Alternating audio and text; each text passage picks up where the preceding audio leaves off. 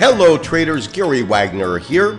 Approximately 11 a.m. in Honolulu, 5 o'clock in New York. It is the 6th day of June 2012, and this is the daily report for gold and silver.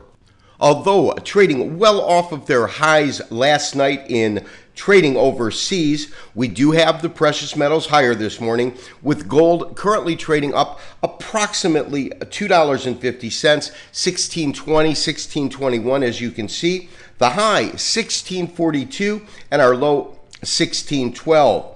Silver showing an incredible move to the upside and still maintaining that move actually. 29.52, putting it up about 89 cents on the day. The low 28.70 and the high 30.01. We had the markets sharply higher, specifically gold in overnight trading in Europe last night. There was the belief that the ECB, the European Union Central Bank, is going to be adding some sort of a monetary policy to stimulate the economy over in the Eurozone. That took the market sharply higher.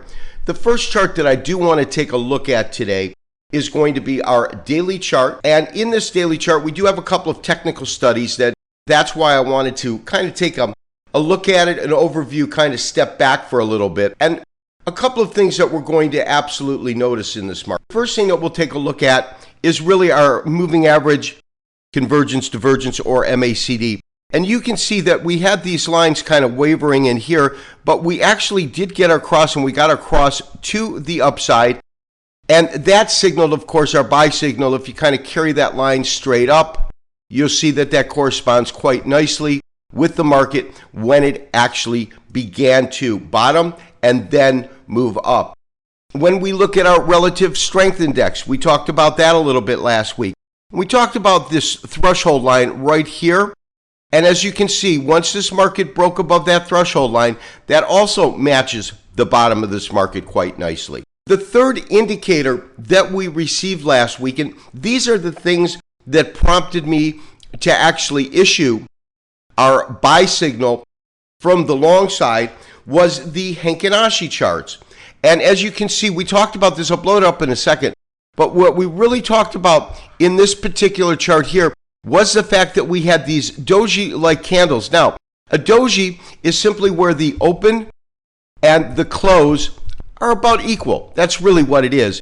And you could see without a doubt, it's going to look like something like that. And when we actually go ahead and blow this chart up so that we get really a better idea and we can get a better sense for the market itself, what you're going to see is that not only did we get a single doji, but we got a cluster of them. We got a couple of small-bodied candles right in here. Now, what I find interesting is I talk about a set of indicators which work together in unison as having confluence or agreement. And I think we can quite easily see when we look at the Heikin, when we look at the MACD and the RSI, we certainly got that confluence. And then lastly, traders, the candlestick indicator that we saw was a simple 2-day pattern which began with this red candle right here. And this happened, of course, after the market had been trading sideways for quite some time. But you get this according to a Western technology, or Western trading terms, I should say, is called an inside trading day. To the Japanese, this pattern is called a harami. A harami must be followed by a confirming candle, which is a green candle with a higher high and a higher low. Traders, we are looking at our weekly chart. This is of August gold. It is in straight candlestick format. And you know, last night, as this market began to trade higher, it traded higher on rumors that the European Central Bank is probably going to add some kind of a stimulus. They came out later and said that's probably not true, and that's what caused the market to go back down off of those highs. But on a technical basis, we have this 23% retracement level from the big picture, meaning from the rally which began in 2008. And I think we can see quite clearly that we still do have some resistance in that area, roughly 1639. That seems to be our resistance area as of now. Now, traders, that doesn't seem to be the case with silver, because where gold came off of the highs, silver really didn't. We talked about really a couple of areas that we felt would offer some sort of a support or resistance area. One of the first areas that we really wanted to take a look at is this 2884 right in here. You can see that it really matches with these tops in here. We can take it back to see that it had support in this area. So good technical history behind it. We broke through that, and we broke through that pretty significantly and pretty quickly.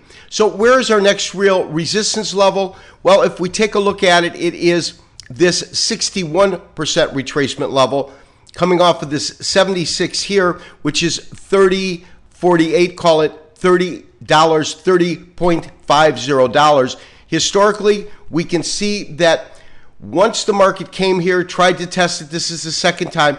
On the third time, once it tests it, look at the significant breakout that we had right after that. As this market came down, really not as historically relevant because the market was meandering down from this absolute high here at 37. But you can see it tested it on one occasion, second occasion, third occasion, and then the breakout to the upside. Traders, this promises to be an exciting week in the marketplace.